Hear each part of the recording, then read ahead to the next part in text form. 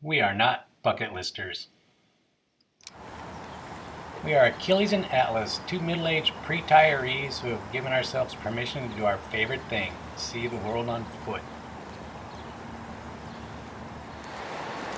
There will be no background music for this episode to give you a sample of the noises and the silence of the Camino. This day began with postcard picture-perfect weather. It began with a peaceful promenade walk along the beach in Laredo. A passenger ferry shuttles pedestrians from Laredo to Santonia. It runs daily from 9 a.m. with frequent crossings per hour.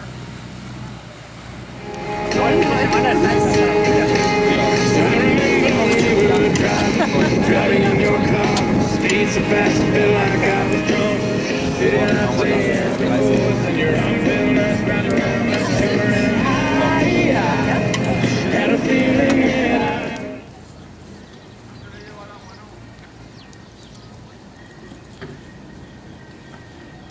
This statue commemorates Santonia's historical significance as the location where Christopher Columbus's Santa Maria was built.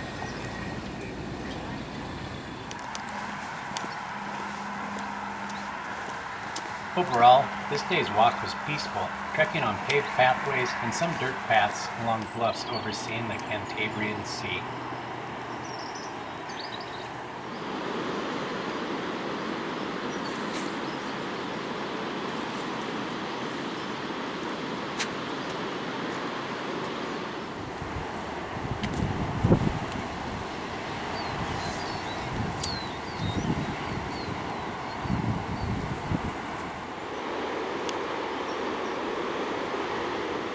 The downhill hike to beach into Noha was a bit of a grind on well-worn rocky trail.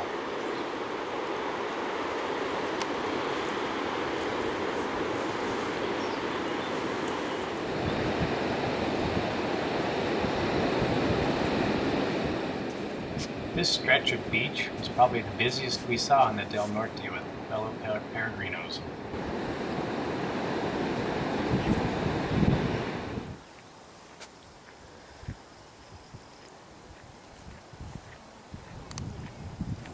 Wasn't recording anyway.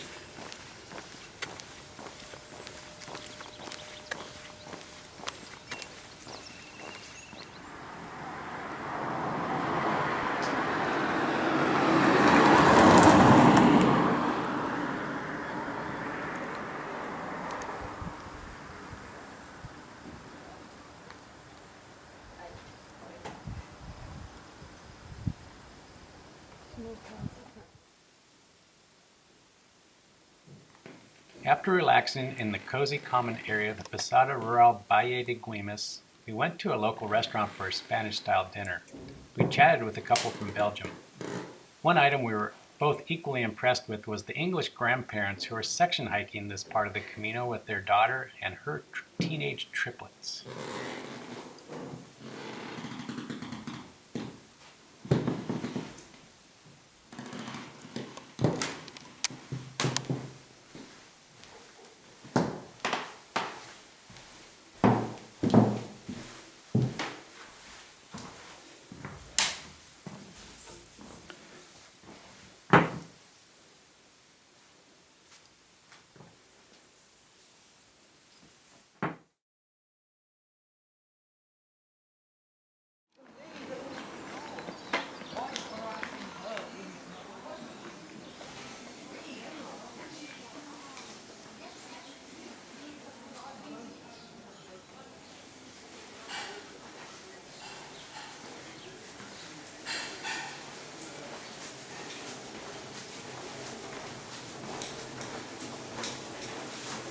In the morning, we began our day in the breakfast room with a fantastic buffet of pastries, tortilla, breads, eggs, coffee, and the amazing Spanish zumo, which is fresh squeezed orange juice. Mañana me dice a ver qué tal, si le ha gustado o no le ha gustado. ¿Y así?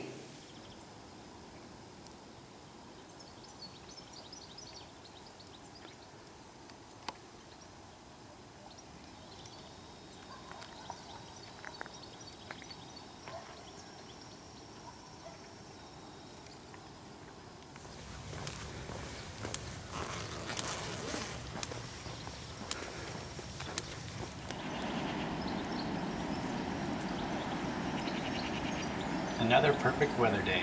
The path quickly reaches the bluffs above the sea, which we enjoyed for the majority of this day.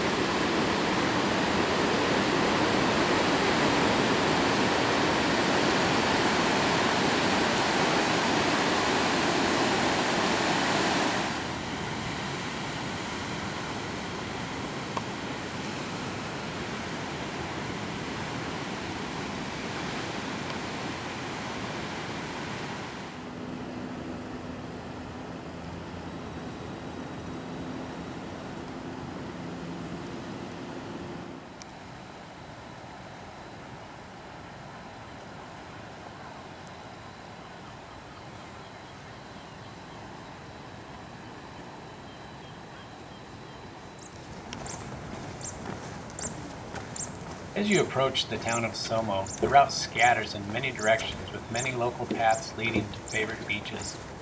We wandered aimlessly through this stretch before making our way to the ferry terminal.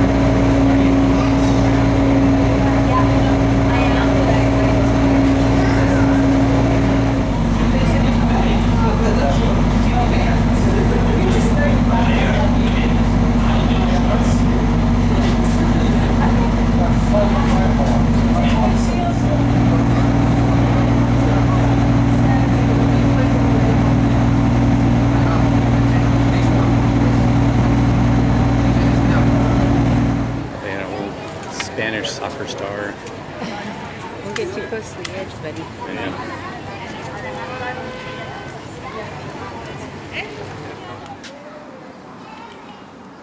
Santander is a significant city with all the amenities one could ask for. Many peregrinos spend the night here, but we opted to press on for a rural destination.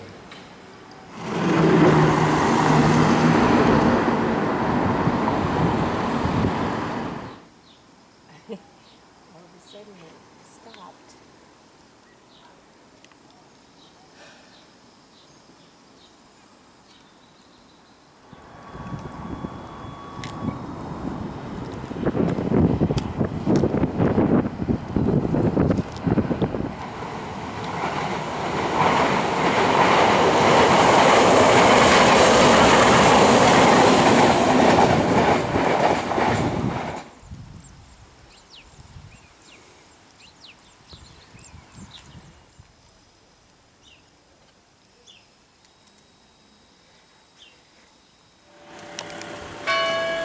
We ended the day in Santa Cruz de Bazana, After walking through the serenade of the church bells, we spent the night at the Finca Hotel El Camino.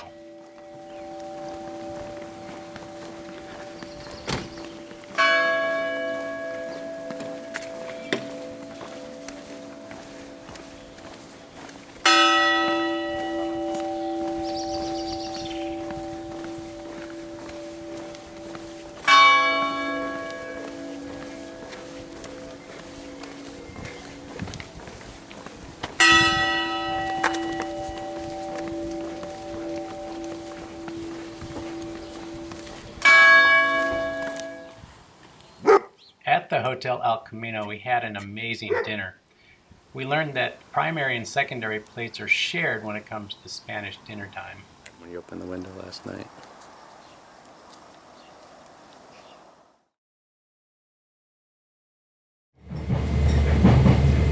We are not Effie hikers, but rather we believe in the mantra hike your own hike. And so on this day, we began with a train ride to cross the Ria de Mogro. We saw in the guidebook that they recommend taking the train because the train trestle is not safe for walking. Plus, we were on a time crunch. We wanted to get to the Altamira Caves, which is a UNESCO World Heritage Site in Santiana del Mar. So we rode an extra 8 kilometers to the town of Beretta, where we got back on the Camino.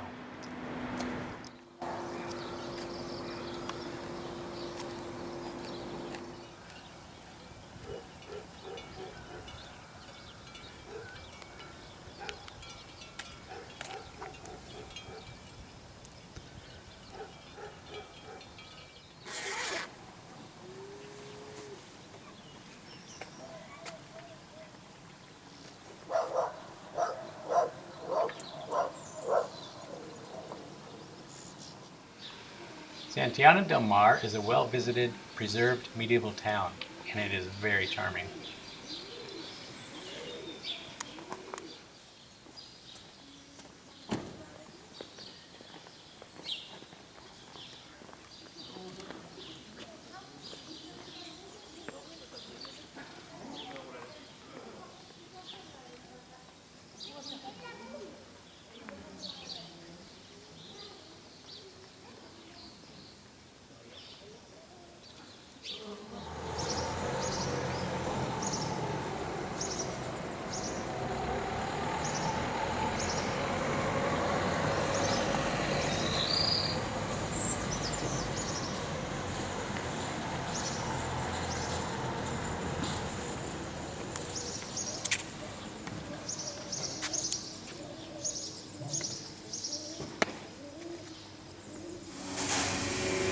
In Santiana del Mar, we ducked into this quaint restaurant for a second breakfast de la dia of cafe, pastry, eggs on toast, and the best zumo de naranja to date.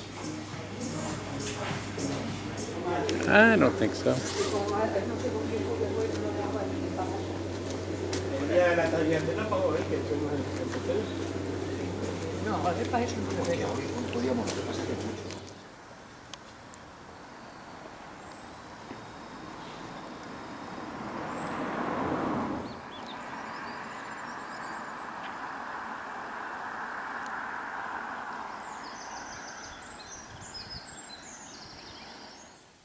The reason we cheated ahead by train was to make the 2-kilometer hike from Santiana del Mar to Pueblo de Altamira. They close at 3 p.m. on Sundays, and we wanted to ensure we had enough time to take in this treasure.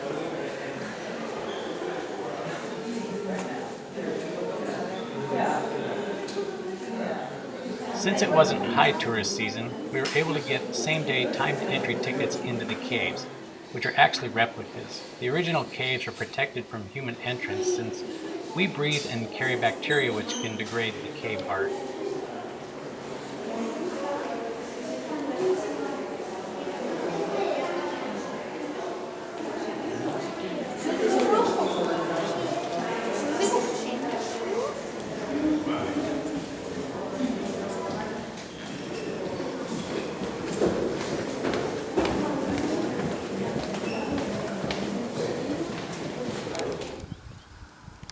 After our worthwhile visit to the caves, we continued to our destination of Cobreses, following paved rural roads.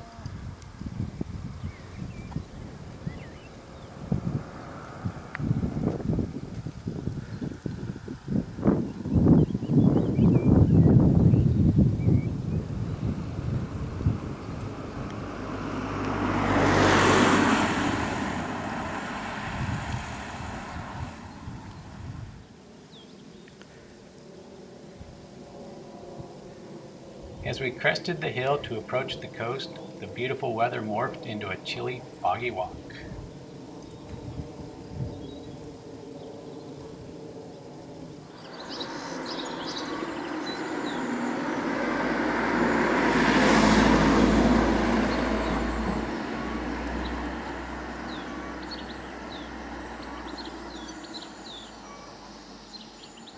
I almost feel like it's not a mower.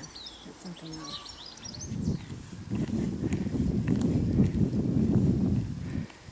As we were nearing the Ermita de San Pedro, we heard the joyous sound of the choir performing at Sunday services.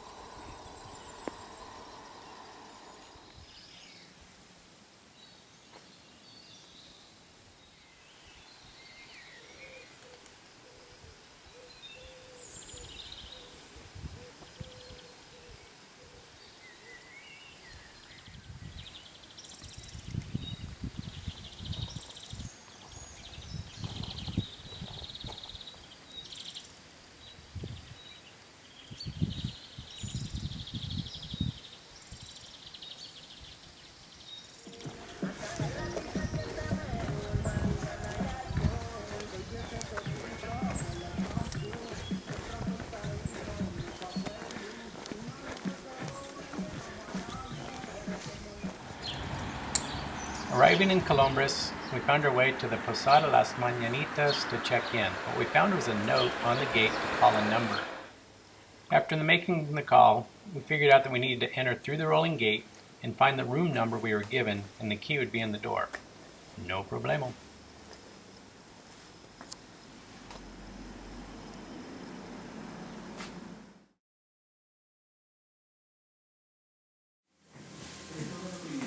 As our no-host stay was concluding, we were donning our rain gear to head out in search of breakfast.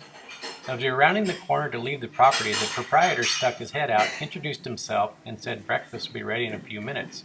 So, once again, the Camino provided. We enjoyed a comfy meal and a friendly chat with the owner.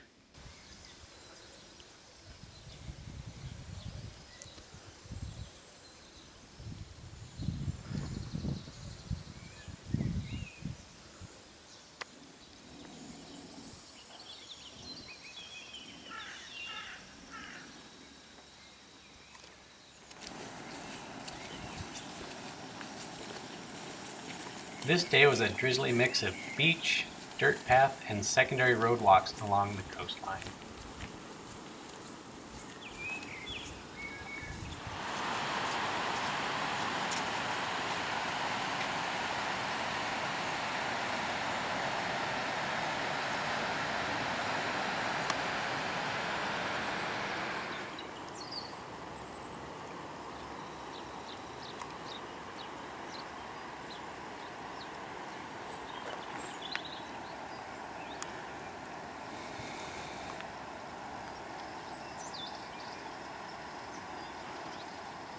Like too much of distance that day, then I say, okay, I will take the 5-kilometer shortcut through the highway. Or take the ferry from Somo to Santander instead of walking around.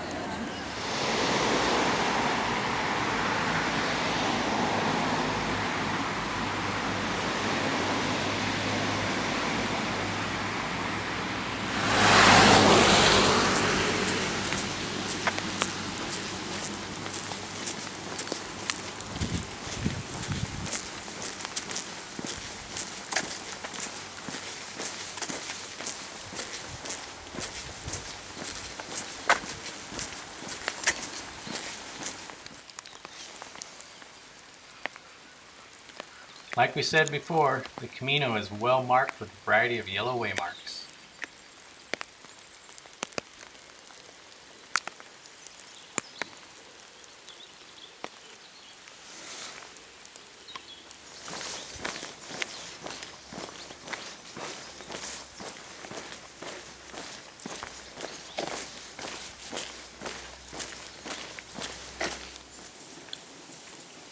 This was a nice respite from the rain for a picnic lunch.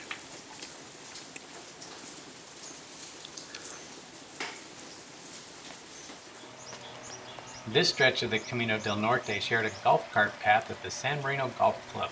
This course was designed by legendary Spaniard Seve Ballesteros.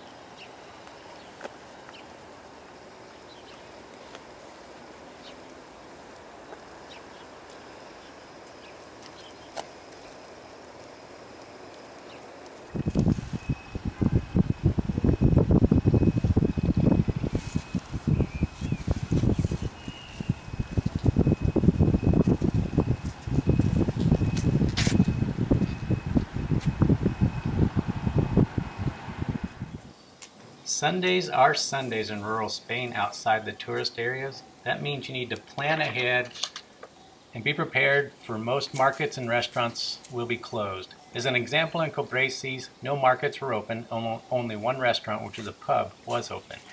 We generally planned on picnic-type meals on Sundays, and we made sure we bought food on Saturdays. Mondays also tend to have many places closed, such as the one restaurant in Cerdio. It also meant another picnic dinner for us since our hostel did not Buenos offer dias. a dinner.